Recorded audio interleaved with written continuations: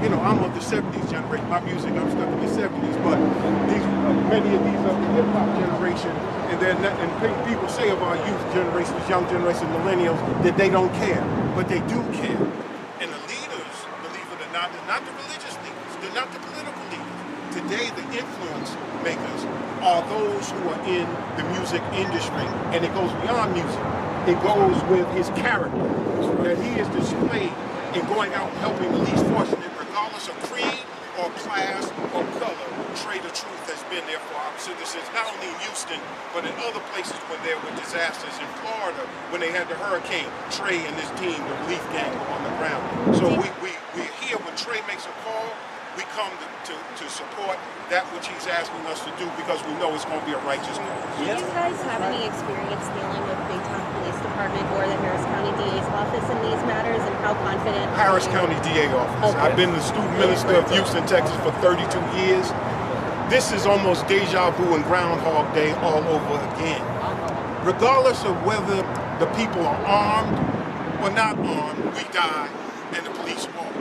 Regardless of whether we're rich or we're poor, we die and the policeman walks. It matters not whether we're educated or uneducated, whether we're light-skinned or dark-skinned, young or old, male or female, sane or suffering from mental illness. We die and the policeman walk. That has been the record unless it is totally egregious. If there's any gray area, the policeman walks. And here is he or she's get out of jail free card. I feared for my life. Those 5 words before a grand jury will have people walk, and the families are left devastated, the community's left devastated, and then there's a breach between the police department and the people. Last point I'll make, in Houston, Texas, there's always in this silly political season, they talk about there's not enough policemen to patrol our community, even if they doubled or tripled the police force. If the citizens do not cooperate with law enforcement, there's total chaos. We all decide on the same day to either flush all our toilets, the water level will go down, or we all decide to run a stoplight. We're just not going to obey stop signs. What kind of chaos would that be? Now imagine when we don't support law enforcement. We want good law enforcement, but we will not support corrupt and cruel law enforcement. Can you tell us what the protocol is for making arrests like this? How is protocol violated? Yeah, it's quite simple.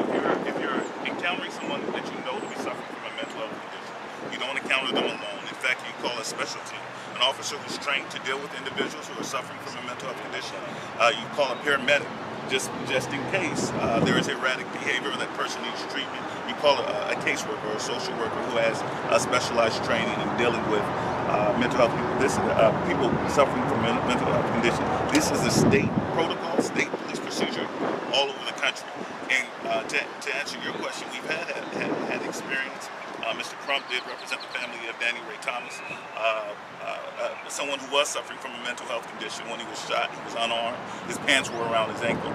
When he was shot by a Houston area sheriff, that sheriff was in fact indicted by a grand jury because this community demanded it. And this community is making that same demand. I represented a young man named Marlon Gibson who was out cutting lawns in his own neighborhood in Houston, in the Houston area, when he was viciously assaulted by a police officer, and then charged himself in a police dog, and then charged himself with crimes. The Harris County District Attorney's Office in that case got it right. They dropped the charges against Marlon Gibson. However, they did fail to indict that constable. And so we expect not only civil remedies, civil liabilities, but we expect criminal accountability for corrupt police officers. Were 2 sets of protocols violated, mental health and also executing a search warrant? Yeah, so certainly the mental health protocol was violated. However, I don't think that there are articulable facts to justify the use of deadly force. I get that he said, I fear for my life. However, there was no real threat. He knew that he had already deployed his weapon, that it could not be redeployed. He had stepped away. And he knew that at that time he had other options other than the use of deadly force. And so I believe that the 4th Amendment was violated in the decision not only to shoot once, twice, but 5 times at this woman who was then seated, holding a taser gun that had already been deployed, and that in effect was incapable of causing him any harm after he had separated himself. Well, what were some of the options that he had? Yeah, he stepped away. So I could reach out to stun you, and there may be evidence later found that she may have tried to reach out, but once he stepped away, the danger was gone. What can we do as the people to try to stop this in the future?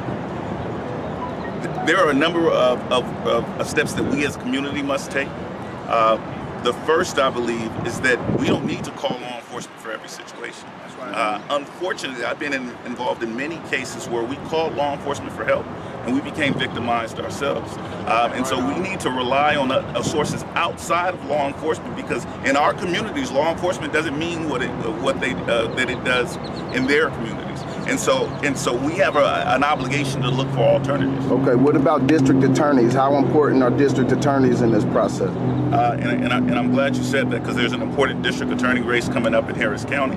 And we have a responsibility to elect district attorneys who are going to hold law enforcement accountable. We don't see that across the country.